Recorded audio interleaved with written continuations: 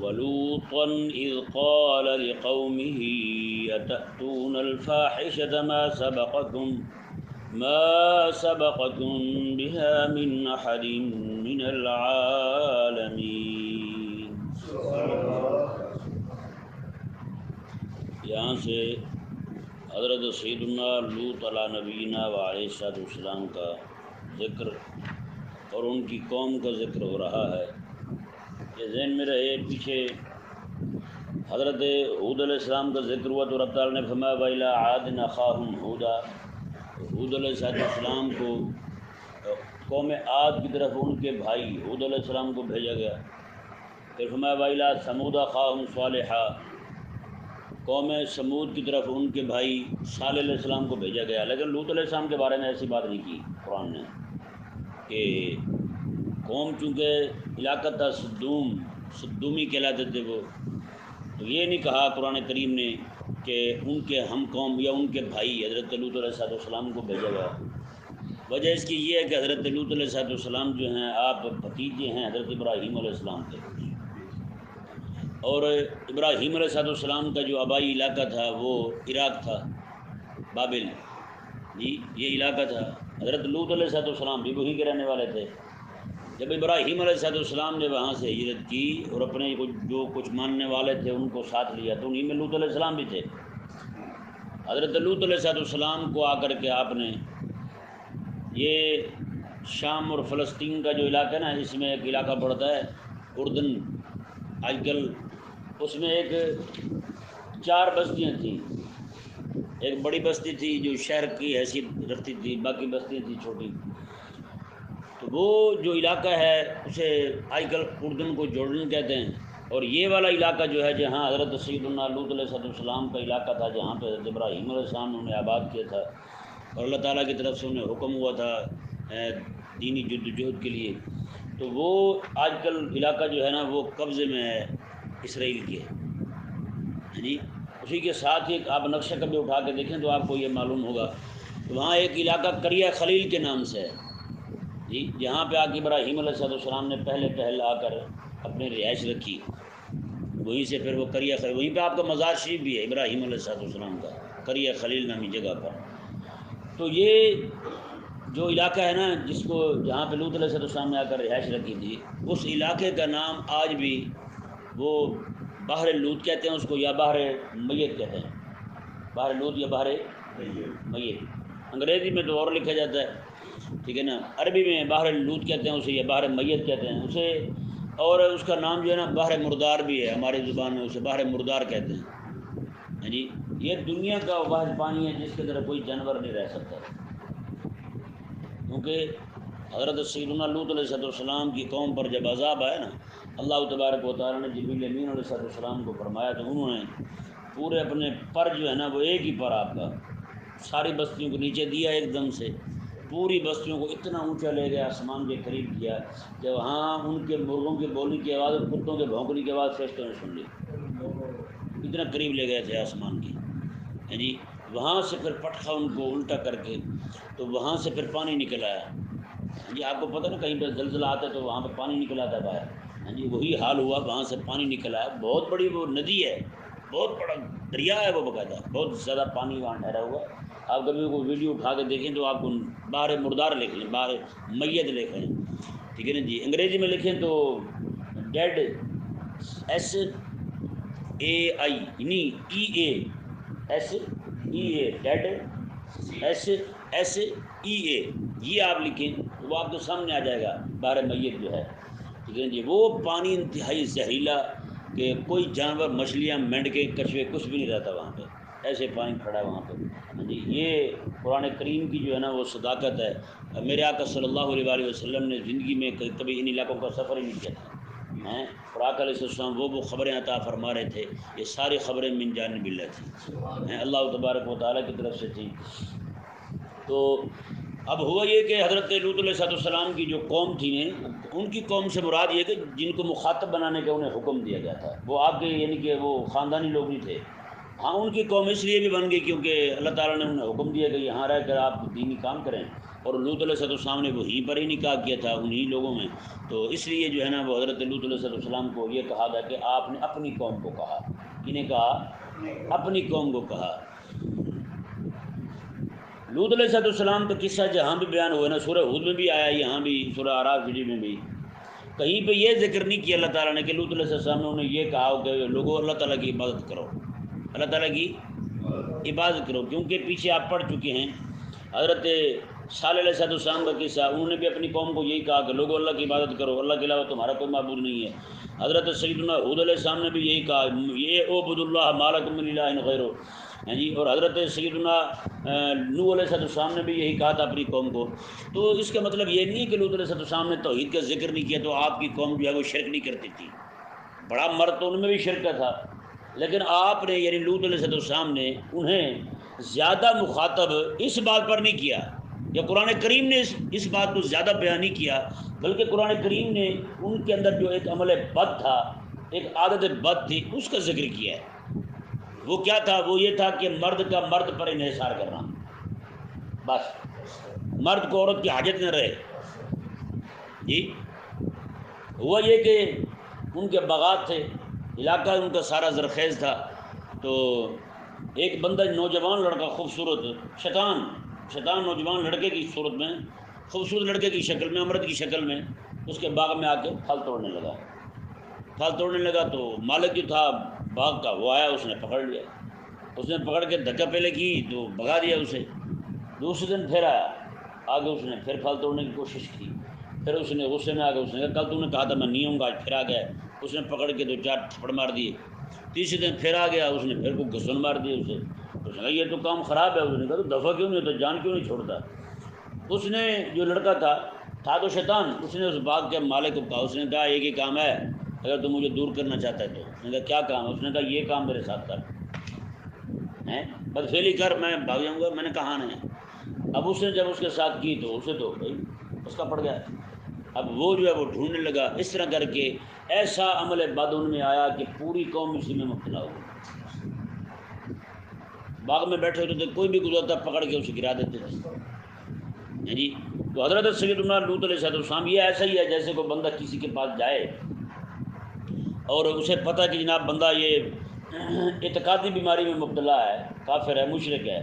آپ جائیں اس کے پاس اس کو شرک سے روکنے کے لیے، لیکن جیسے آپ پہنچتے ہیں وہ آگے دیکھتے ہیں وہ گوبر چاٹ رہا ہے، جی وہ گوبر کھا رہا ہے، تو کیا خیال ہے آپ سب سے پہلے کس چیز کی دعوت دیں گے؟ وہ کہیں گے چلو وہ تو چلو گناہ کر ہی رہے ہو، اعتقادی گندگی تو تم میں ہے ہی ہے، وہ کم از گندگی تو چھوڑو، پہلے آپ اس سے وہی چھڑوائیں گے نا، پہلے تو آپ اس سے گوبر کھانا چھڑوائیں گے، یا کوئی بھی گندگی کھا رہا ہے، نجاست پلیدگی کھا رہا ہے، آپ اس کو وہی روکیں گے نا۔ تو یہی حضرت لوط علیہ السلام نے کیا تھا، آپ نے فرمایا کہ وہ بھی ان کو منع کرتے ہیں لیکن یہ گند تو چھوڑیں، جس کام میں یہ مبتلا ہیں اس کو تو ترک کریں۔ اللہ اکبر کبیرہ۔ حضرت سیدنا لوط علیہ نبینا و علیہ السلام نے ارشاد فرمایا، اور یہاں پہ یہ مسئلہ میں پہلے بیان کر دوں، جیسے کوئی بندہ آج بھی اپنی نسبت موسیٰ علیہ السلام کی طرف کرنا چاہے تو اپنے آپ کو موسوی کہلا سکتا ہے نا، موسوی کہلا سکتا ہے اپنے آپ کو۔ کوئی بندہ ابراہیم علیہ السلام کی طرف اپنی نسبت کرنا چاہے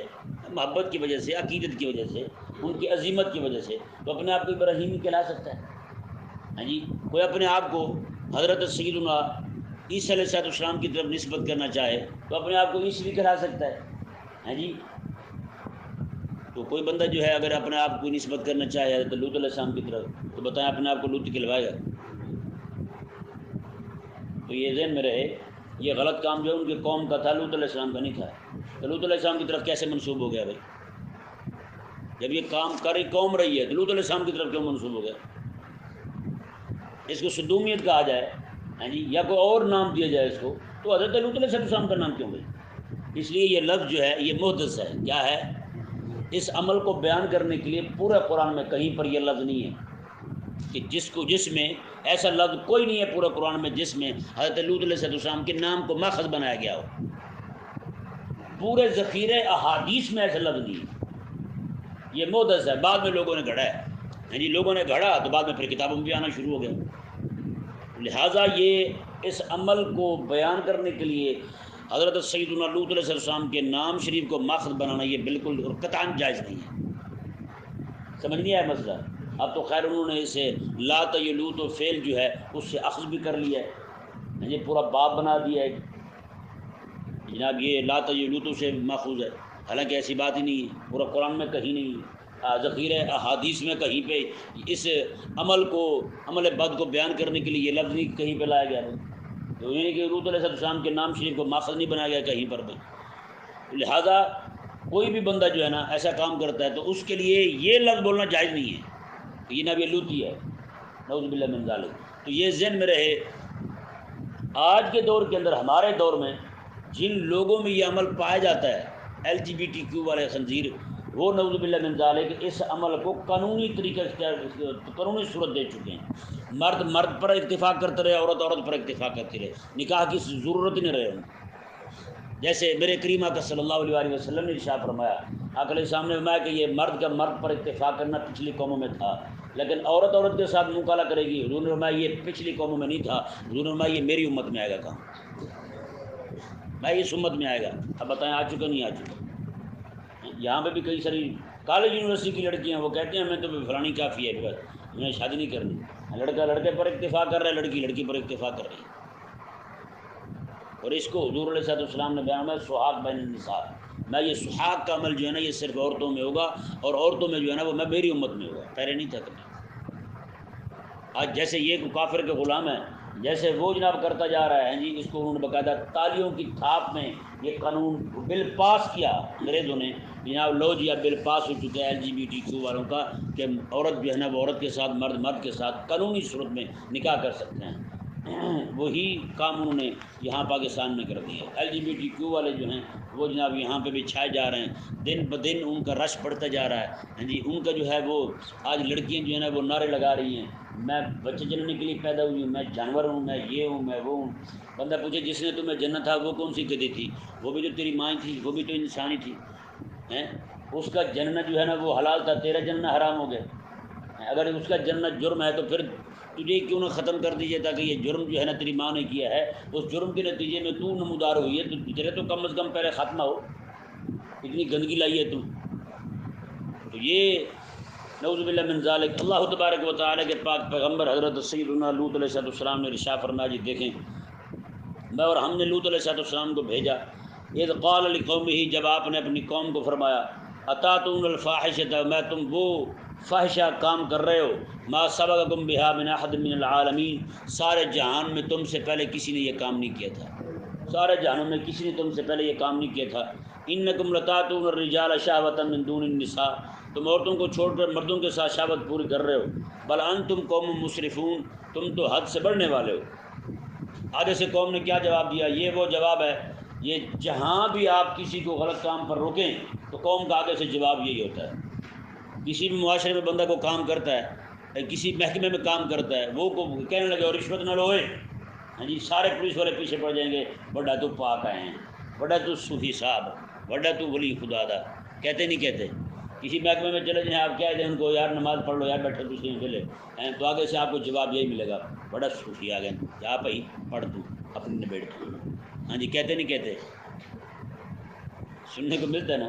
یہی کہتے ہیں۔ یہی انہوں نے حضرت لوط علیہ السلام کو کہا تھا۔ پتہ کیا کہا؟ اللہ تعالیٰ نے فرمایا کہ ان کے وما کان جواب قومہ الا ان قالوا، انہوں نے کہا کہ ان کا جواب صرف ایک ہی تھا، اخرجوہم من قریتکم، انہوں نے کہا ان کو اپنی بستی سے نکال دو، ان کو نکال دو اپنی بستی سے، انہم اناس یتطہرون، یہ بڑے پاک بنتے پھرتے ہیں، بڑے پاک صاف لوگ ہیں، ہمیں پتہ ہے ان کا، ہاں جی، نکال دو ان کو اپنی بستی سے۔ اور جب ہم پلید ہیں، ہم گناہ گار ہیں، تو آپ پاک ہیں، تو چلے جائیں نا، آپ ہماری جان کیوں نہیں چھوڑتے؟ یہاں سے تشریف لے جائیں، کسی اور علاقے میں چلے جائیں، ہمیں تو چھوڑ دیں کم از کم، رات دن آپ کی تبلیغ سن سن کے ہم تو کھچ ہو گئے، ہاں جی، اخرجوہم من قریتکم، ان کو اپنی بستی سے نکال دو، ہیں، اللہ اکبر کبیرہ۔ اللہ تبارک و تعالیٰ نے ارشاد فرمایا، فانجیناہ اہلہ الا امرأتہ،